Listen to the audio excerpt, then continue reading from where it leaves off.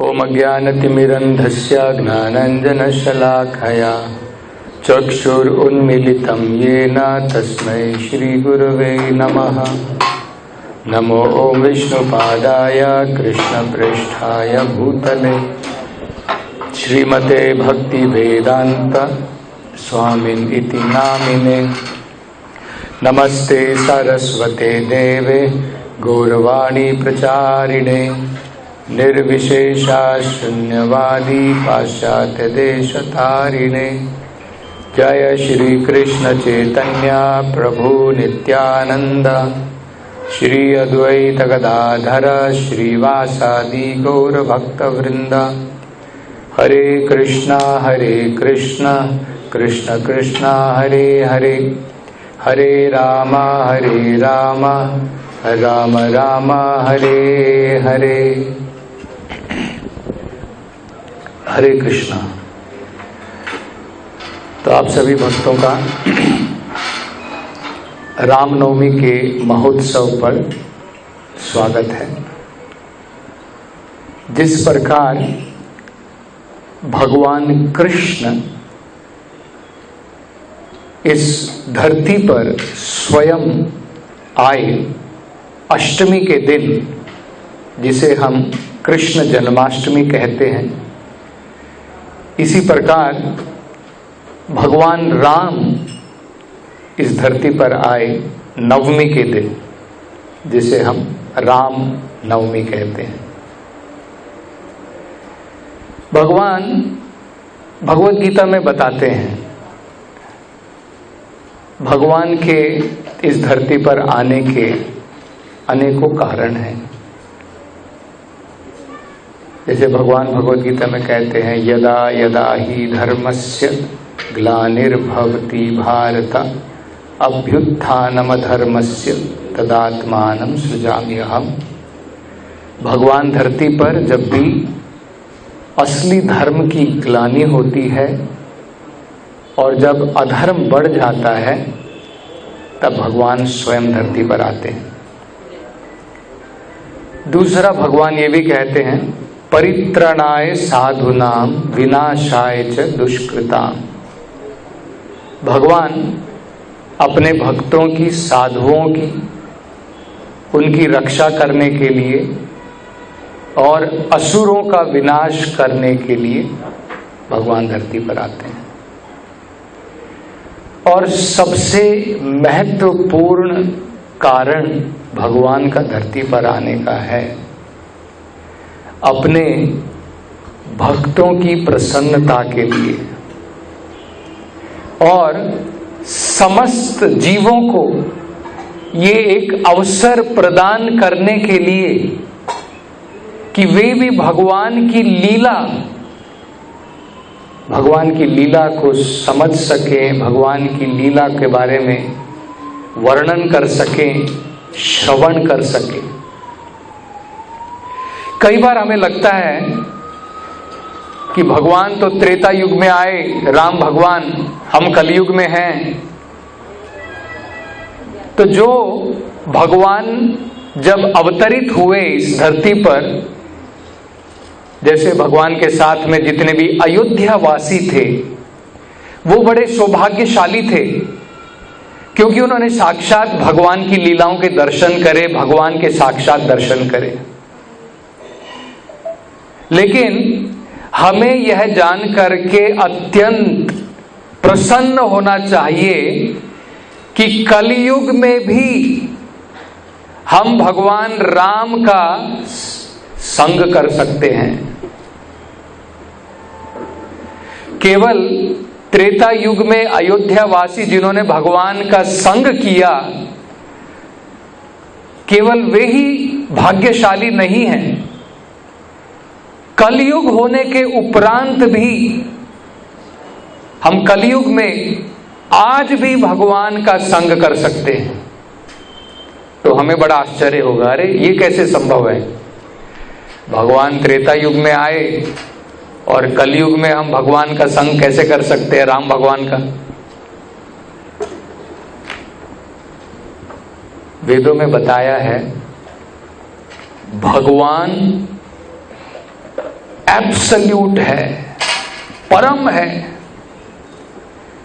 भगवान के साथ जो भी वस्तु जुड़ी है वो भी परम है, एब्सोल्यूट है। भगवान का रूप, माधुर्य, भगवान की लीलाएं, भगवान का नाम, और यहां तक कि मंदिर में हम जब दर्शन करने जाते हैं भगवान की विग्रह, सब के सब परम है, एब्सोल्यूट है, कोई अंतर नहीं है। अगर त्रेता युग में अयोध्या वासी भगवान के रूप का दर्शन कर रहे थे, भगवान की लीलाओं को देख रहे थे, कलयुग में भी भगवान की लीलाओं का गुणगान करके, कलयुग में भी, आज की परिस्थिति में भी भगवान की लीलाओं का श्रवण करके, भगवान के नाम का जप करके, भगवान की मंदिर में जाकर के विग्रहों का दर्शन करके, आज भी हम भगवान के राम का संग कर सकते हैं। कोई अंतर नहीं है भगवान के लिए, क्योंकि भगवान, उनका नाम, उनकी लीलाएं परम है। जैसे भागवत में ये बड़ा एक सुंदर संदर्भ आता है। भागवत में बताया है कि हमें सबको ज्ञान है कि जब अर्जुन एक प्रकार से भगवान की ही योजना के अनुसार, जब उनके मन के अंदर में संदेह था, मुझे क्या करना है क्या नहीं करना है, उनकी समझ में नहीं आ रहा था, तब भगवान, उन्होंने उनको भगवत गीता का उपदेश सुनाया। सही है। और बाद में अंत में भगवत गीता में जब भगवान कृष्ण अर्जुन से पूछते हैं, अर्जुन तुम्हारा क्या विचार है भगवत गीता सुनने के बाद, तो अर्जुन कहते हैं, नष्ट मोहम स्मृति लब्धवा, मेरी स्मृति वापस आ गई है, मेरा मोह जो है, इल्यूजन जो है, नष्ट हो गया है। करिष्ये वचनम तवा, भगवान आप जो कह रहे हैं मैं वो वचन करूंगा, वही मैं करूंगा।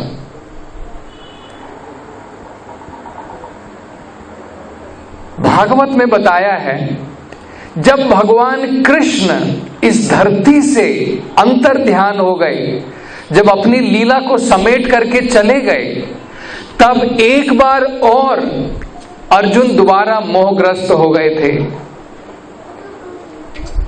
दोबारा अर्जुन जो है उसी प्रकार की परिस्थिति में पहुंच गए थे। उस समय में कृष्ण प्रैक्टिकली, क्योंकि अपनी लीलाओं को समेट करके वापस अपने धाम वापस चले गए थे, तो भगवत गीता सुनाने वाला अर्जुन को कोई नहीं था। पहले जब भगवान कृष्ण थे तो उन्होंने भगवत गीता सुनाई, अर्जुन का मोह नष्ट हुआ। भगवान के अंतर ध्यान जाने के बाद में जब अर्जुन उसी परिस्थिति में दोबारा पहुंचे, तब उन्होंने क्या किया, तब उन्होंने वही भगवत गीता का स्मरण किया। वही वाक्य जो भगवान ने कुरुक्षेत्र में खड़े होकर के अर्जुन से कहे थे, उन्हीं का स्मरण किया। और भागवत में बताया है जैसे ही अर्जुन ने उन वाक्यों का स्मरण किया, तुरंत उनका मोह दोबारा नष्ट हो गया। मतलब देखिए, कोई अंतर नहीं है।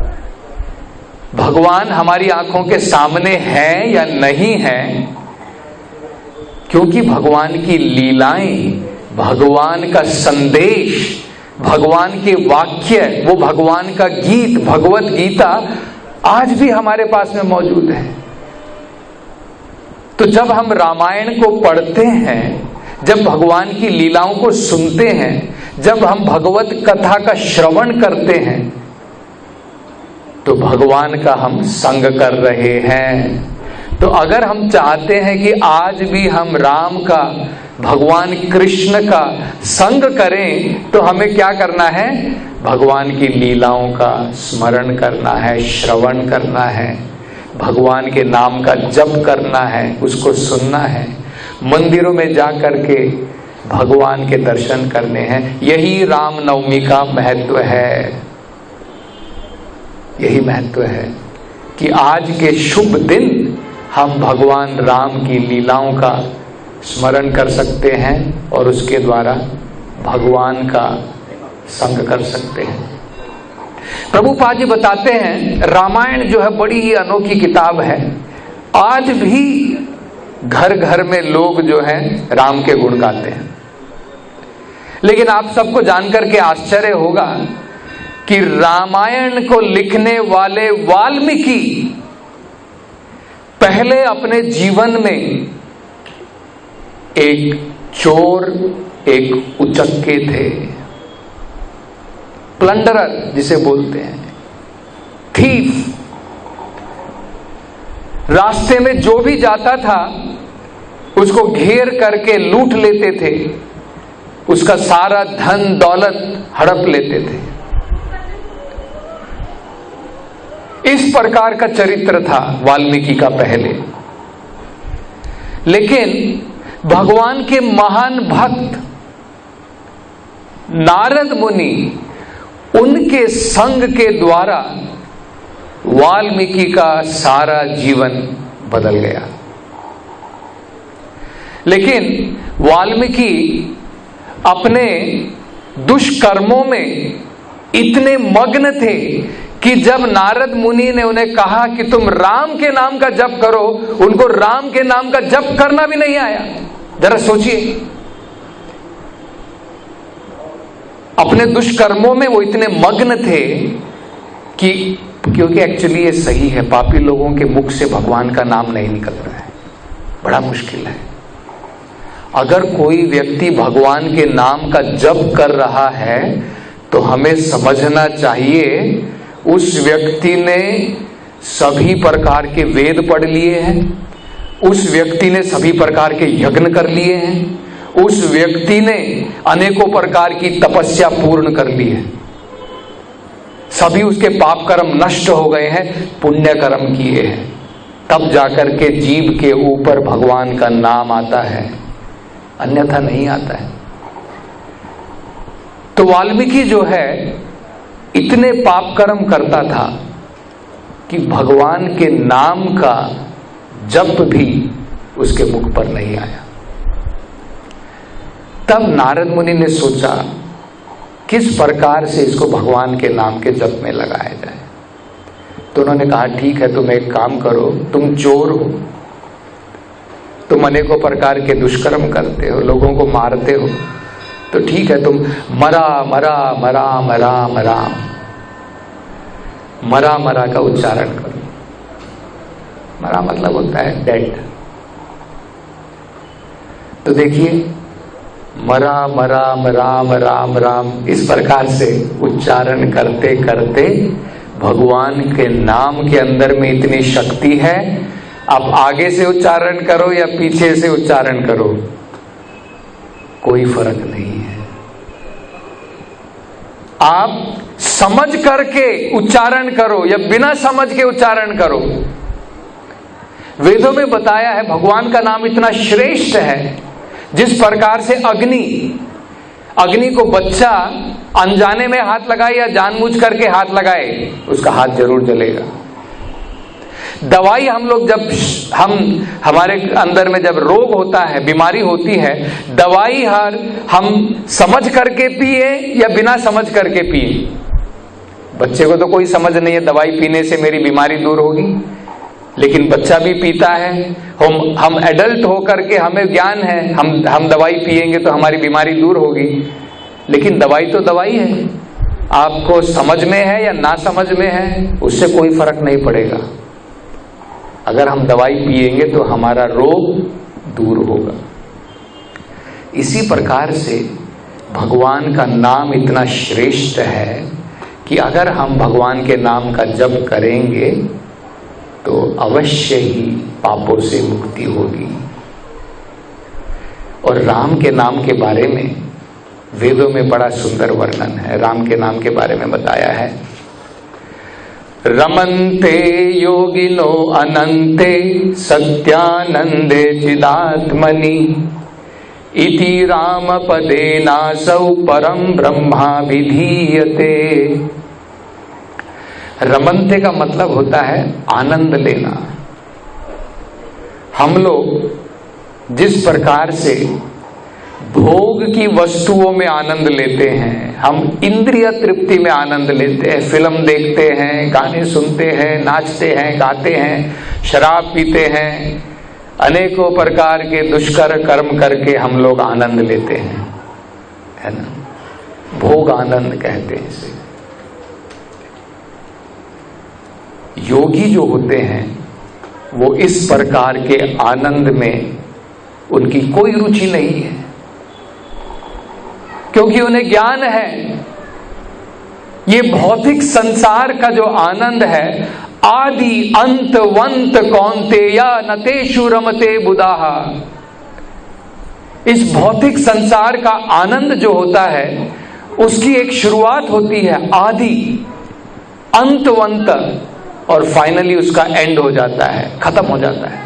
कोई भी आनंद देख लीजिए, आप किसी भोजन में खाने में रुचि रखते हैं, आप थोड़ा देर खाइए आपको आनंद आएगा। गुलाब जामुन खाइए, 1 खाइए, 2 खाइए, आनंद आएगा। 10 गुलाब जामुन खाने के बाद में आनंद आएगा?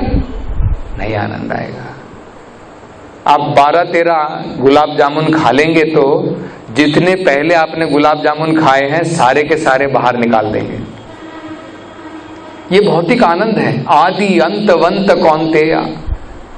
मतलब इसकी एक शुरुआत होती है, इसका एक अंत हो जाता है। न तेषु रमते बुधाः। ये जो योगी लोग होते हैं, जो बुद्धिमान व्यक्ति है, वो इसके अंदर में रुचि नहीं लेता है। तो किसमें रुचि लेता है वो बताया है, रमन्ते योगिनो अनंते। वो अनंत आनंद में, जो अनलिमिटेड है, जो भगवान अनंत है, जिसका नाम भी अनंत है, जिसके रूप भी अनंत है, जिसके अवतार भी अनंत हैं। ये भी हमें समझना है। केवल राम एक अवतार नहीं है, नरसिम्हा एक अवतार नहीं है। अगर हम लोगों से पूछे भगवान के कितने अवतार हैं, लोग बोलेंगे 10 अवतार हैं। नहीं, भगवान के केवल 10 अवतार नहीं हैं। ये जो 10 अवतार हैं ये भगवान के प्रोमिनेंट अवतार हैं। नहीं तो भागवत में बताया भगवान के अनंत अवतार हैं। कैसे बताया है? भागवत में कहा है, समुद्र के किनारे जाओ, समुद्र के किनारे बैठ करके आप गिनने की कोशिश करो समुद्र में कितनी लहरें उठती हैं। गिन पाओगे? अनंत, unlimited waves in the ocean. इसी प्रकार से भगवान के अवतार भी अनंत हैं। जैसे हम लोग जो है भगवान के, आज राम भगवान के 108 नाम हमने जप किए। भगवान के केवल 108 नाम नहीं है, हम सहस्र विष्णु नाम भी करते हैं। करेक्ट? इसी प्रकार से भगवान के हजारों नाम हैं, भगवान के हजारों अवतार हैं। तो भगवान अनंत है। तो योगी लोग जो हैं वो भगवान जो अनंत है उस आनंद में रुचि लेते हैं। रमन्ते योगिनो अनंते। वो आनंद कैसा है? भौतिक आनंद हम लोगों ने समझा क्या है? भौतिक आनंद आदि अंत, शुरुआत है, अंत हो जाता है। लेकिन सत्यानंद का मतलब है इटर्नल हैप्पीनेस। इटर्नल, अनंत आनंद है, इसकी कोई शुरुआत नहीं है, इसका कोई अंत नहीं है। और ये कैसा आनंद है? चिदात्मनि। चिदात्मनि का मतलब होता है, प्रभुपाद जी बताते हैं, स्पिरिचुअल। चित्त मतलब स्पिरिचुअल। जैसे भौतिक होता है ऐसे स्पिरिचुअल है। ये आनंद की क्वालिटी भौतिक आनंद की नहीं है, स्पिरिचुअल है। इसलिए आप देख सकते हैं, आप एक फिल्म का गाना गाइए, रोज गाइए, थोड़े दिन के बाद में बोर हो जाएंगे। बाद में आप सोचेंगे नया गाना सुनूंगा। लेकिन भगवान के नाम का जप करिए, राम राम जैसे हजारों साल तक बैठ करके वाल्मीकि ने राम के नाम का जप किया। हम भी कृष्णा भावनामृत में नए नए मंत्र नहीं ढूंढते हैं, हम वही हरे कृष्णा कृष्ण कृष्ण हरे हरे, हरे राम राम राम हरे हरे डेली 16 माला का जप करते हैं। हरिदास ठाकुर हर एक दिन 3 लाख भगवान के इस हरि नाम का जप करते थे। उन्होंने नहीं सोचा अब पुराना हो गया है, अब नया चाहिए। हम लोग नई नई फिल्में बनाते हैं, नए नए गाने बनाते हैं, लेकिन रामायण देखिए कितने हजारों त्रेता युग से है, आज भी वही रामायण पढ़ते हैं। रामायण ऐसी नहीं कि अब न्यू रामायण आ गई है, मॉडर्न रामायण नहीं। इसी प्रकार से भगवत गीता वही है। भगवत गीता में भी भगवान अर्जुन को बताते हैं वही ज्ञान मैं तुम्हें दे रहा हूं जो मैंने सूर्य भगवान को विवस्वान को दिया था।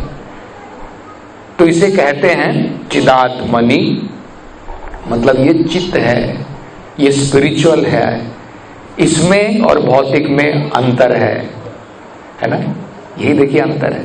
भौतिक नाम को आप पुकारिए, अगर वो व्यक्ति इधर मौजूद है तो हमारी बात सुन सकेगा, अगर वो व्यक्ति अपने घर में है वो हमारी बात नहीं सुन सकेगा। प्रभुपाद जी एक उदाहरण देते हैं, आपके फ्रेंड है मिस्टर जॉन, आप किसी कठिनाई में हैं और आप उसके नाम को पुकार रहे हैं, मिस्टर जॉन मेरी मदद कीजिए। अरे मिस्टर जॉन घर में है, मिस्टर जॉन जो नाम है उसमें मिस्टर जॉन प्रेजेंट नहीं है, लेकिन राम नाम, कृष्ण नाम, नारायण, भगवान अपने नाम में मौजूद हैं, भगवान अपनी लीलाओं में मौजूद हैं। जब हम भगवान के नाम का जप करते हैं, लीला को सुनते हैं, भगवान वहां पर प्रेजेंट हैं। भगवान नारद मुनि को क्या बताते हैं, नाहम तिष्ठामि वैकुंठा न योगी हृदयम च। कहते हैं नारद तुम मुझे अगर वैकुंठ धाम में खोजोगे तो वहां पर भी मुझे मिलना बड़ा मुश्किल है ना, वैकुंठ धाम को पहुंचना बड़ा मुश्किल है। योगी के हृदय में भी भगवान को ढूंढना बड़ा मुश्किल है, लेकिन भगवान कहते हैं तत्र तिष्ठामि नारदा यत्र गायन्ति मद भक्ताः, लेकिन मैं वहां पर जरूर प्रेजेंट हूं जहां पर मेरे भक्त मेरा गुणगान कर रहे हैं। तो हमें समझना है जहां पर भी भगवान की लीलाओं का वर्णन हो रहा है, ऑफ कोर्स ऑथराइज्ड तरीके से, भागवत सप्ताह की तरह नहीं, प्रोफेशनल धन दौलत कमाने के लिए नहीं, सिंसियरली निष्ठा के साथ से जब हम भगवान का गुणगान करते हैं वहां पर भगवान प्रेजेंट हैं। तो इति राम पदे नासौ, इसी आनंद को, इसी नाम को राम कहते हैं। और ये क्या है, परम ब्रह्मा विधीयते, ये परम ब्रह्मन है जिनको हम राम कहते हैं। तो ये राम कृष्ण ये परम ब्रह्मन भगवान है, श्रेष्ठ है। राम भगवान जो हैं हम देखते हैं भगवान उस अवतार में कुछ बड़े महत्वपूर्ण आदर्श इस पृथ्वी पर स्थापित करना चाहते थे। कृष्ण के रूप में भगवान लीला पुरुषोत्तम है। अपनी लीलाओं के द्वारा भगवान जीवों को मुग्ध करना चाहते थे। इसलिए हम देखते हैं रामायण में भगवान की जैसे बाल लीलाओं का इतना वर्णन नहीं मिलेगा आपको। आप रामायण पढ़िए, आप उसमें देखिए, बड़े ही संक्षिप्त में भगवान की बाल लीलाओं का वर्णन है। लेकिन आप कृष्ण लीला में देखिए, 10वें स्कंद में बहुत सारे अध्याय जो है भगवान की लीलाओं के ऊपर है, भगवान की बाल लीलाओं के ऊपर है। क्योंकि भगवान कृष्ण के रूप में लीला पुरुषोत्तम स्वयं भगवान अपनी लीलाओं के द्वारा जीवों को अपनी तरफ आकर्षित करना चाहते थे। वहीं पर राम के रूप में भगवान मर्यादा पुरुषोत्तम हैं। भगवान कुछ आदर्श स्थापित करना चाहते थे। ह्यूमैनिटी में मनुष्य का आदर्श क्या होना चाहिए, क्षत्रिय का आदर्श क्या होना चाहिए, एक राजा किस प्रकार से होना चाहिए, अपनी प्रजा की रक्षा उसे किस प्रकार से करनी चाहिए, अपनी प्रजा को सुख उसे किस प्रकार से देना चाहिए। इसलिए आज भी हम लोग कृष्ण राज्य की बात नहीं करते, राम राज्य की बात करते हैं, है ना। कृष्ण की लीलाओं का वर्णन करते हैं लेकिन राम राज्य की बात करते हैं, क्योंकि राम ने अपने राज्य में वो आदर्श दिखाए।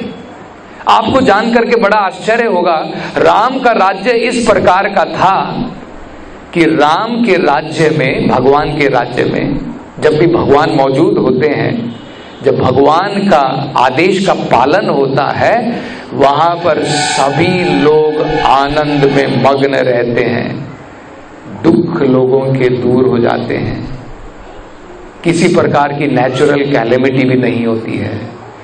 आज की परिस्थिति देखिए, रोज लॉकडाउन हो रहा है ना। कल भी अनाउंस हो गया है, फिर दोबारा 12-13 दिन का लॉकडाउन। लोगों को कह दिया गया मंदिरों में नहीं जा सकते। देखिए, ये कलयुग है।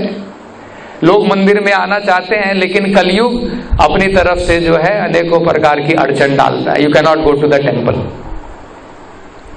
दारू खाने जा सकते हैं, वो खुला रहेगा, देखो, है ना। ये करेक्ट है, ये कलयुग है।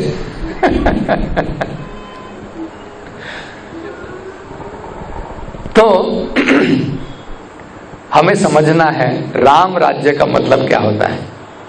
राम राज्य का मतलब है लोग इतने सुखी थे, आज हम लोग देख रहे 1 साल हो गया, दुख दूर ही नहीं हो रहे हैं। 1 साल हो गया, दुख दूर होने का नाम नहीं ले रहे हैं प्रैक्टिकली। और राम राज्य का मतलब जरा सोचिए। आपको मैं एक इंसिडेंट बताता हूं राम राज्य के बारे में, आपको समझ करके जो है पता लगेगा राम राज्य का मतलब क्या है और इसका मतलब क्या है, कलयुग में क्या दोष है। क्योंकि हम भगवान को भूल गए हैं। राम राज्य की जगह आज रावण राज्य हो गया है, इसलिए दुख ही दुख है। राम प्रेजेंट नहीं है हमारे बीच में। अगर हम दोबारा राम को अपने जीवन में स्थापित कर लें तो कोई दूर नहीं, कोई भी दुख नहीं। जीव कृष्ण दास यही विश्वास कर ले तो और दुखा नाई। अगर जीव को ये विश्वास हो जाए कि मैं भगवान कृष्ण का दास हूं, मैं राम का दास हूं, हनुमान की तरह, ये विश्वास अगर हो जाए, जीवन में कोई दुख नहीं रहेगा, सारे दुख दूर हो जाएंगे।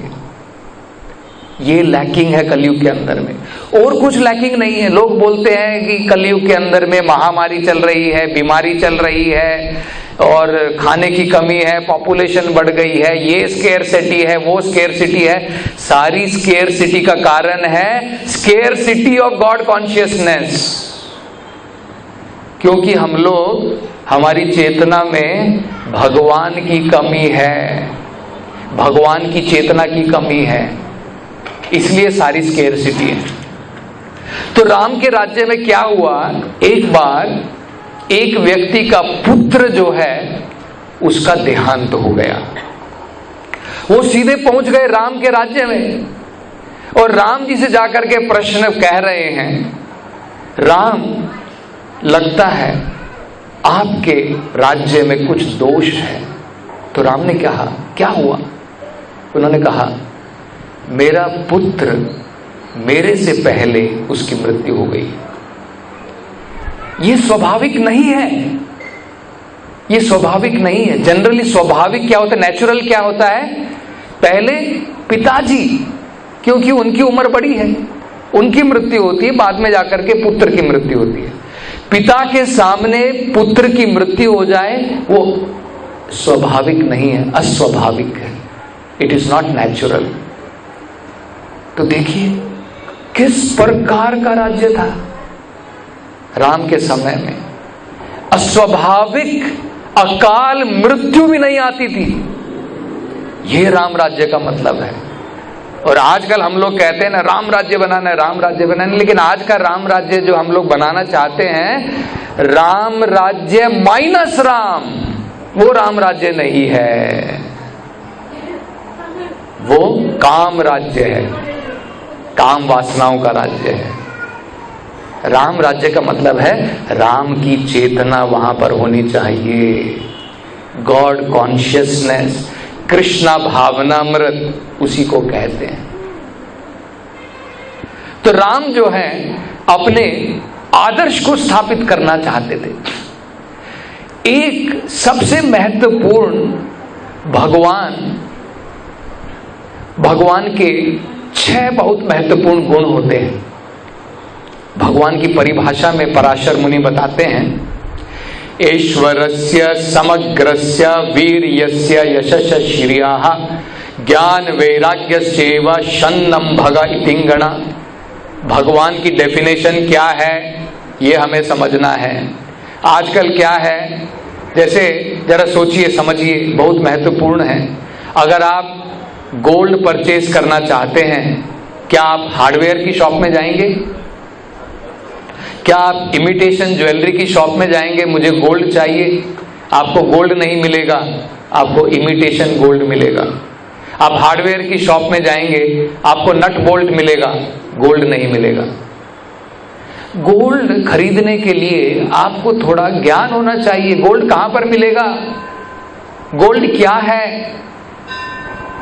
गवर्नमेंट की क्या गाइडलाइंस हैं, गोल्ड की क्या प्योरिटी होती है, कितने कैरेट का गोल्ड शुद्ध होता है, तब जाकर के आप खरीदेंगे तो आपको सही मिलेगा और आपको उसका दाम भी चुकाना पड़ेगा, मुफ्त में नहीं मिलेगा। ठीक इसी प्रकार से अगर हम जानना चाहते हैं भगवान कौन है, भगवान का अवतार कौन है, तो हमें समझना है। ये नहीं कि किसी ने जादू दिखा दिया, हाथ में से ऐश निकाल दी और मुझे कैश दो मैं ऐश देता हूं, है ना। आपने सुना होगा, मुझे कैश दो मैं ऐश देता हूं, विभूति देता हूं, और हम लोग कहते हैं भगवान है, ये भगवान है।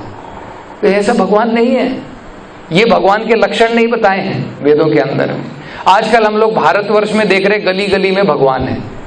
गली गली में जाओ, कोई ना कोई मंदिर मिल जाएगा, कोई इसका मंदिर, कोई उसका मंदिर, यहां तक कि आपको मिलेगा अमिताभ बच्चन के भी मंदिर मिल जाएंगे। सही है, एक्चुअली देखेंगे आप, अमिताभ बच्चन का भी मंदिर, अमिताभ बच्चन की भी पूजा होती है। सचिन तेंदुलकर का मंदिर मिल जाएगा। तो लोगों को पता नहीं है। कई बार लोग कहते हैं Sachin is my God, correct, देखा होगा आपने। उसको क्रिकेट का गॉड बोलते हैं, जैसे क्रिकेट का गॉड अलग है और फुटबॉल का गॉड अलग है, इसका गॉड अलग है, बहुत सारे गॉड्स हैं। ऐसा नहीं है। भगवान की क्या परिभाषा है, किसी को भी गॉड कह देते हैं। जैसे एक मायावादी सन्यासी था, वो लोगों से कहता है, अरे तुम लोग मंदिरों में क्यों जा रहे हो भाई, गली गली में भगवान है, दरिद्र नारायण किसी की भी पूजा कर लो, वही भगवान है। नहीं, ये भगवान की परिभाषा नहीं है। जब भगवान कृष्ण आए, जब भगवान राम आए, उन्होंने ऐसे कर्म करके दिखाए जो अद्भुत हैं, जो केवल भगवान कर सकते हैं, हम नहीं कर सकते हैं। कृष्ण के रूप में अपनी छोटी उंगली के ऊपर भगवान ने गोवर्धन पर्वत उठाया। अगर हम किसी को भगवान कहते हैं तो चैलेंज करना चाहिए, तुम अपने आप को भगवान कह रहे हो, एक छोटी सी पहाड़ी उठाओ, तब हम सोचेंगे कि भगवान की तुम बराबरी कर सकते हो। दांत में दर्द आता है तो डॉक्टर के पास भागते हो और बोलते हो तुम भगवान हो, उस प्रकार का भगवान नहीं। तो भगवान की परिभाषा दी है। जब राम जी आए, उन्होंने ऐसे प्रकार के कर्म किए। कोई इंजीनियर है जो बिना कंक्रीट के, बिना आयरन रॉड्स के, बिना जो है अनेकों प्रकार के उपकरणों के द्वारा ब्रिज बांधे हुए समुद्र के ऊपर ब्रिज बांध सकते हो? राम ने ऐसा किया। और वो भी इंजीनियर्स के द्वारा ब्रिज नहीं बंधवाया, कोई इंजीनियर लाकर के खड़े नहीं किए, आर्किटेक्ट को नहीं बुलाया, बंदरों के द्वारा ब्रिज को बांधा। देखिए, ये अद्भुत कर्म है। उन्हें हम भगवान के अवतार कहते हैं। तो भगवान राम के रूप में अपना एक ऐश्वर्य दिखाना चाहते थे जो कोई नहीं दिखा सकता है। उस प्रकार का अद्भुत ऐश्वर्य, पूर्ण ऐश्वर्य केवल भगवान दिखा सकते हैं। तो 6 ऐश्वर्य हैं। कौन कौन से हैं? 6 प्रकार के भगवान के जो हैं गुण होते हैं। ऐश्वर्यस्य, भगवान पूर्ण रूप से ऐश्वर्य पूर्ण है। उनके जितना ऐश्वर्य किसी के पास में भी नहीं हो सकता है। जैसे आप देखेंगे कृष्ण के रूप में भगवान ने वो दिखाया, भगवान की 16,000 रानियां थी। हमको अपनी एक रानी को पालने में बड़ी मुश्किल हो जाती है, घर का पिटारा निकल जाता है ना, कितना मुश्किल होता है देखिए घर संभालना। सोचिए जरा 16,000 रानियों को आप लेकर के आइए, आपकी क्या हालत होगी। भगवान ने 16,000 रानियों के लिए 16,000 महल बनवाए द्वारका में, और सभी रानियों के साथ में पर्सनली भगवान हर एक क्षण प्रेजेंट। हो सकता है अगर आपके पास में 16,000 लोगों से आपको मिलना है, एक दिन अगर आप एक व्यक्ति को दोगे तो 16,000 दिन में एक व्यक्ति को वेट करना पड़ेगा। लेकिन ये भगवान की अद्भुत लीला है। जब नारद मुनि द्वारका में गए, उन्होंने देखा किसी महल में भगवान कुछ कार्यक्रम कर रहे हैं, दूसरे महल में भगवान दूसरा कार्यक्रम कर रहे हैं, दूसरे प्रकार के कर्म कर रहे हैं। ये देख करके आश्चर्यचकित हो गए। ये भगवान के गुण है, ऐश्वर्यस्य वीर्यस्य, पूर्ण स्ट्रेंथ। रावण के पास में अनेकों प्रकार के उपकरण थे, बड़ी सेना थी, सब कुछ थी, लेकिन वानरों के साथ में जाकर के भी भगवान ने युद्ध करके रावण को हराया। वीर्यस्य, कंप्लीट स्ट्रेंथ। ऐश्वर्यस्य समग्रस्य, वीर्यस्य यशः, पूर्ण रूप का यश। जैसे राम के रूप में भी हम लोग देख सकते हैं, रामायण आज भी प्रसिद्ध है। त्रेता युग में कही गई रामायण। कोई है त्रेता युग का आदमी जिसे हम आज भी याद करते हैं? बड़े बड़े फेमस लोग हम लोग भूल जाते हैं, कोई याद नहीं करता है, लेकिन देखिए रामायण आज भी घर घर में सुनी जाती है। ये भगवान का फेम है। यशः, श्रियः, भगवान की ब्यूटी देखो आप, राम के रूप में भगवान की ब्यूटी देखो, कृष्ण के रूप में भगवान की सुंदरता देखो। इतने मंत्र मुग्ध हो गए थे। हजारों ऋषि जो हैं, जब दंड उस वन के अंदर में जहां पर भगवान राम ने वनवास लिया था, वहां पर तपस्या कर रहे थे, राम की सुंदरता को देख करके इतने मुग्ध हो गए। उन्होंने भगवान से प्रार्थना की, हे राम, जिस प्रकार से सीता माता को सौभाग्य प्राप्त हुआ है, आपको वर के रूप में प्राप्त करने का कृपा करके हमें भी जो है ये सौभाग्य प्रदान कीजिए। राम ने कहा, इस अवतार में संभव नहीं है, क्योंकि मैंने एक पत्नी व्रत लिया है। देखिए, लेकिन जब मैं कृष्ण के रूप में आऊंगा तब मैं तुम सबको स्वीकार करूंगा। ये जो 16,000 रानियां हैं, ये सभी महान संत थे। भगवान को 16,000 रानियों की जरूरत नहीं है। इन सब महान ऋषियों की ये आकांक्षा थी, ये इच्छा थी, भगवान को वर के रूप में प्राप्त करना चाहते थे। भगवान ने वो इच्छा पूर्ण की। तो भगवान इतने सुंदर हैं, है ना, हमारी सुंदरता ढल जाती है। जैसे जैसे उम्र बढ़ती है, मिस यूनिवर्स से हम मिस अगली बन जाते हैं है कि झुर्रियां पड़ जाती है। आप जो है 50 साल पहले जो मिस यूनिवर्स थी, आज उसकी शक्ल देखो, कितने लोग अट्रैक्ट होंगे, ओ मिस यूनिवर्स है, कोई अट्रैक्ट नहीं होगा।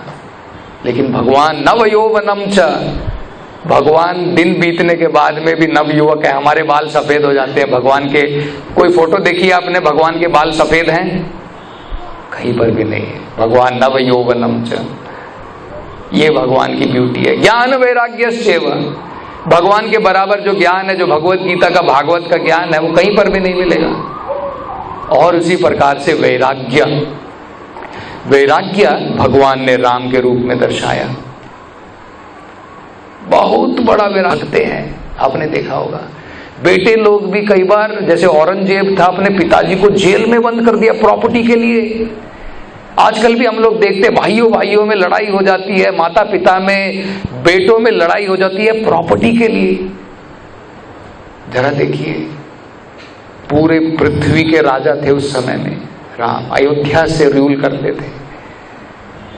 लेकिन अगले दिन उनका राज्याभिषेक था, अगले दिन उनको राजा बनाने वाले थे। लेकिन अपने पिता के वचन को पूर्ण करने के लिए उनके पिता ने, उनकी जो सौतेली माँ थी कैकेयी, उन्होंने दशरथ से ये वर मांगा कि राम को वनवास हो, मेरा पुत्र का राज्याभिषेक हो और राम 14 वर्ष तक वनवास में जाएं। राम ने एक शब्द भी आर्ग्यूमेंट में नहीं कहा अपने पिताजी से, पिताजी ये तो आपने जो है कुछ वर दिया है, आपने कुछ प्रॉमिस किया था, उससे मेरा क्या लेना देना है भला, मेरा जीवन क्यों बर्बाद करते हो। कल सारे की सारी जनता मेरी वेट कर रही है, कल मेरा राज्याभिषेक है, सब अनाउंसमेंट हो गया है, और आज आप रात को मुझे कह रहे हैं वनवास चले जाओ। एक आर्ग्यूमेंट भी नहीं किया, सब कुछ छोड़ करके भगवान ने अपने जो है राजा के सारे रॉयल वस्त्रों का त्याग किया और भगवान सीधा वन की तरफ निकल दिए। ये है वैराग्य। हमको कल कहे कोई चलो छोड़ करके 1 महीने छोड़ दो आपकी प्रॉपर्टी दान में दे दो, बड़ा मुश्किल है। लोग अपने पैसों से, प्रॉपर्टी से बड़े अटैच हैं। हमें बड़ी मुश्किल होती है मंदिर के लिए पैसा कलेक्ट करने के लिए, पैसे से लोग बड़े आसक्त हैं। तो राम के रूप में वैराग्य उन्होंने दिखाया, किस प्रकार से वैराग्य होता है। तुरंत भगवान ने जो है त्याग कर दिया। और सीता माता देखिए कितने उन्होंने जो है घनिष्ठ रूप से अपनी पत्नी का धर्म निभाया। सीता माता तो कह सकती थी कि कैकेयी ने जो वरदान मांगा है, राम को वनवास हो, सीता वनवास तो नहीं कहा है, मैं आपके साथ में क्यों जाऊं, आप जाओ, मैं पैलेस में रहूंगी, नहीं तो मैं अपनी वापस मायके को चली जाती हूं, जनक महाराज के घर वापस चले जाते। सीता माता ने नहीं कहा। अर्धांगिनी, सुख में साथ तो दुख में भी साथ, ये है पति पत्नी का मतलब। तो भगवान ने भी अपना धर्म निभाया, अपनी पत्नी की रक्षा करने का, कि एक पत्नी के लिए, ऐसा नहीं कि दूसरी मिल जाएगी, एक पत्नी के लिए पूरी लंका का दहन कर दिया, पूरी लंका को उजाड़ दिया, रावण का वध किया, पूरा युद्ध किया केवल सीता माता को वापस लाने के लिए। This is the duty of husband, to give protection. तो ये हम लोग जो है, और बहुत कुछ है लेकिन समय हो गया, तो कभी और समय मिलेगा तो और हम जो है भगवान राम की लीलाओं की चर्चा करेंगे। आज के लिए इतना ही। हरे कृष्णा। श्री राम नवमी महामहोत्सव की जय। राम लक्ष्मण सीता हनुमान की जय।